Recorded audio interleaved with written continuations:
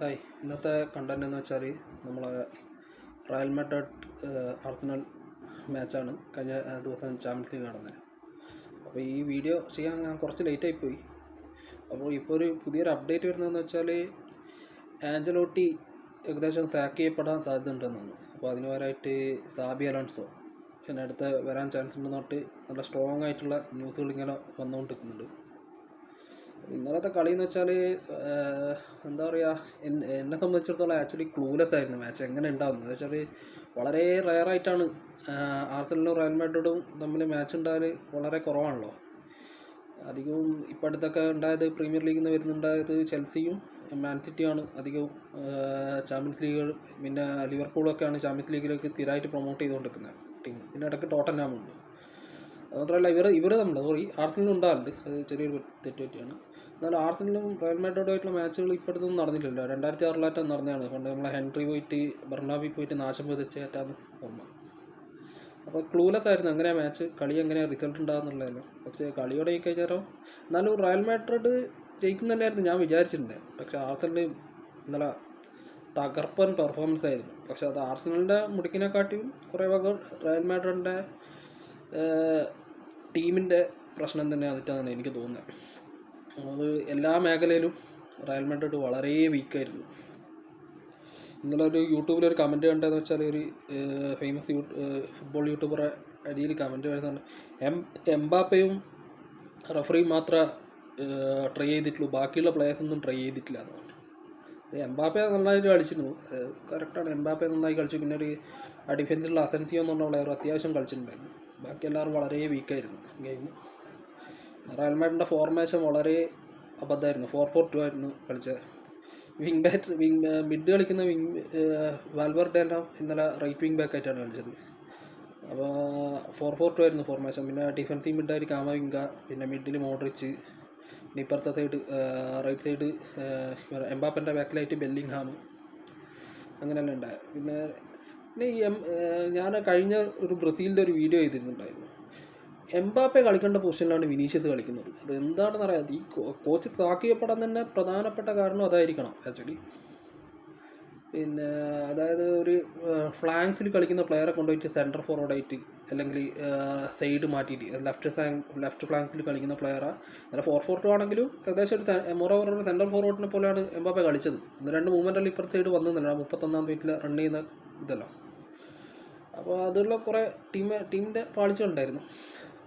പിന്നെ ഇനി ആർസണലിൻ്റെ സൈഡിലേക്ക് വരാം നമുക്ക്. ആർസണലിൽ ഇന്നലെ സബ്ലൈം പെർഫോമൻസ് ആയിരുന്നു. എസ്പെഷ്യലി 2 ഗോള് 58-70 രണ്ടും അടിപൊളി. ഇപ്പം അടുത്തൊന്നും ഞാൻ ഇങ്ങനത്തെ ഉള്ളൊരു ഫ്രീ കിക്ക് ഗോൾ കണ്ടിട്ടില്ല. ഡെക്ലൻ റൈസ്, ഞാൻ ആർസണൽ ഫാനാണ് ആക്ച്വലി. ഞാൻ ഭയങ്കര ഹെൻറിൻ്റെ ഫാനാണ് അതുകൊണ്ട് തന്നെ ആർസണൽ എൻ്റെ ഫേവറേറ്റ് ടീമാണ് ആർസണൽ.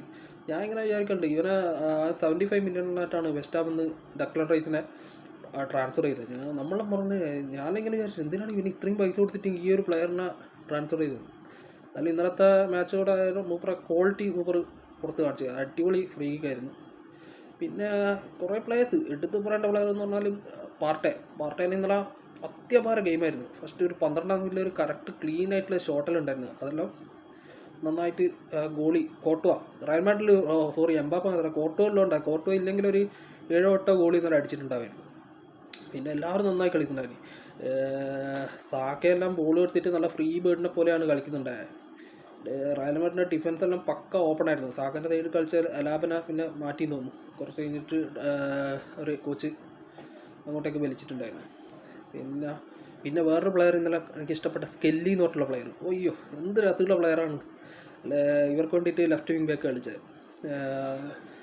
ആർസണൽ ലെഫ്റ്റ് സൈഡ് കളിച്ച ലെഫ്റ്റ് വിങ് ബാക്കായിട്ട് കളിച്ച സ്കെല്ലി എന്ന് പറഞ്ഞ പ്ലെയർ എന്ത് അറ്റാക്കിങ്, എന്ത് രസത്തിലാണ് അറ്റാക്ക് ചെയ്യുന്നതെന്ന് അറിയാം. ഒരു മിഡ്ഫീൽഡറിനെയോ അല്ലെങ്കിൽ ഒരു ഫോർവേഡിനെയും പോലെയാണ് ബോക്സിൻ്റെ ഉള്ളിൽ നിന്ന് അയാൾ കളിക്കുന്നത്. എന്ത് രസത്തിലാണ്, നല്ല കറക്റ്റായിട്ടുള്ള പാസുകൾ. അത്ലറ്റിസം മാത്രമല്ല, അധികവും ചില വിങ് ബാക്കുകൾക്ക് എന്ന് പറഞ്ഞാൽ അത്ലറ്റിസവും പിന്നെ ക്രോസുകളും മാത്രമേ ഉണ്ടാകും. ഇതാകല്ല, ഇത് അത്യാവശ്യം നല്ല അടിപൊളി ബോളാണ്. പാസ് കൊടുത്ത 74-ാമത്തെ മിനിറ്റിൽ എന്ന് പറഞ്ഞാൽ 75-ാമത്തെ മിനിറ്റിലാണ് ആ ഗോൾ വന്നത്. ട്രൊസാർഡ് ഈ ചങ്ങായിക്ക് ബോൾ കൊടുത്ത്, ഈ ചങ്ങായി നല്ല എന്താ പറയുക സ്കെല്ലി ബോൾ മാറ്റിയിട്ട് ആ മെറീനോക്ക് കൊടുത്ത് മെറീനോ സ്കോർ ചെയ്തു. അതിന് തൊട്ട് മുമ്പ് ഒരു ഡബിൾ സേവ് ഉണ്ടായിരുന്നു 67-ാമത്തെ മിനിറ്റിൽ.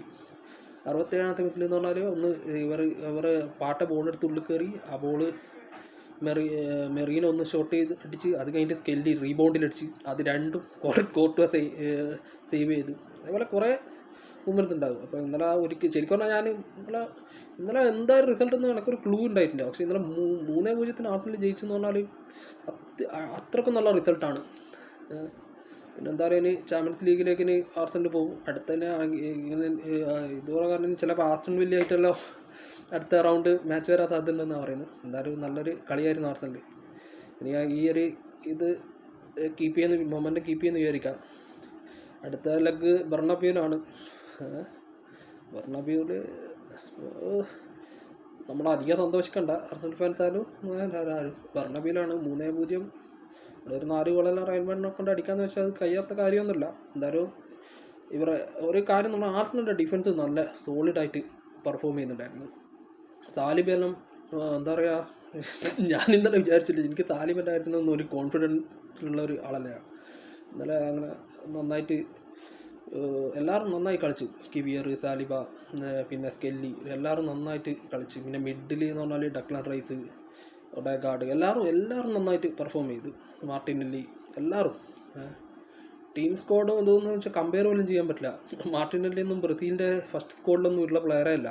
പക്ഷേ അതേസമയം എന്താ പറയുക, ഇതിൻ്റെ തന്നെ പെർഫോമൻസ് വൈസ് എല്ലാം വിനീഷ്യത്തിനെ എത്രയോ ബാക്കിലാക്കി. അതേപോലെ തന്നെ ഇത് വിനീഷ്യത്തിൻ്റെ വിഷയം എന്ന് പറഞ്ഞാൽ ഭയങ്കര എടുത്ത് പറയേണ്ടതാണ്. ഇത്രയും ഓവർ റേറ്റഡ് ആയിട്ടുള്ളൊരു പ്ലെയർ ഇപ്പം എടുത്തില്ല. ഇപ്പോൾ കളിക്കുന്നതിൽ വെച്ചിട്ട് ഏറ്റവും ഓവർ റേറ്റഡ് ആയിട്ടുള്ള പ്ലെയർ അയാൾ റയൽ മാഡ്രിഡുമാരുള്ളൊരു വേൾഡ് ക്ലാസ് ടീം കളിക്കുന്നതാണ്. പക്ഷേ എനിക്ക് ആ ഒരു ഒറ്റക്കൊരു കളി ഫിനിഷ് ചെയ്യാനുള്ള ഒരു ശേഷിയൊന്നും ആ പ്ലെയറിൽ ഞാൻ കാണുന്നില്ല. ഉള്ള കാര്യം തുറന്നു പറയണമല്ലോ. അതുമാത്രമല്ല, നമ്മൾ മോശമാണെങ്കിൽ നമ്മൾ മാറി നിൽക്കുക എന്നുള്ളതാണ്. അല്ലാണ്ട് വെറുതെ ഈഗോ ഇതെല്ലാം കളിച്ചിട്ട് നിൽക്കുക. അത് ആ പൊസിഷനിൽ അവർ എന്തായാലും ടീമിൻ്റെ ഉള്ളിൽ സംസാരം ഉണ്ടാവുമല്ലോ. അയാൾ ഫുട്ബോളിങ് ബ്രില്യൻസ് ഉപയോഗിച്ചിട്ട് ആ ലെഫ്റ്റ് സൈഡ് എംബാപ്പയ്ക്ക് കൊടുക്കുക. എംബാപ്പെ നല്ല റൈഡ് ചെയ്ത് കളിക്കട്ടെ. എന്തിനാണ് വെറുതെ അവിടെ പോയിട്ട് വേണ്ടാത്തൊരു ഇതുണ്ടാക്കേണ്ട ആവശ്യം.